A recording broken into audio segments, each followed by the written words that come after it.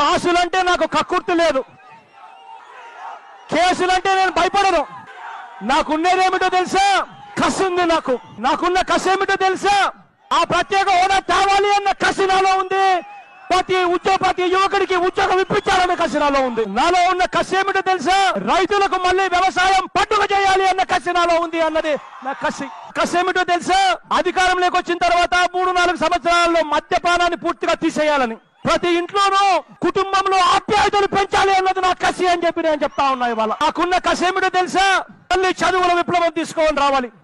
ప్రతి పేదవాడిని చదివించి డాక్టర్లు చేయాలి, ఇంజనీర్లు చేయాలి, కలెక్టర్ వంటి పెద్ద పెద్ద చదువులు చదివించాలి. నాకున్న కసి ఏమిటో తెలుసా?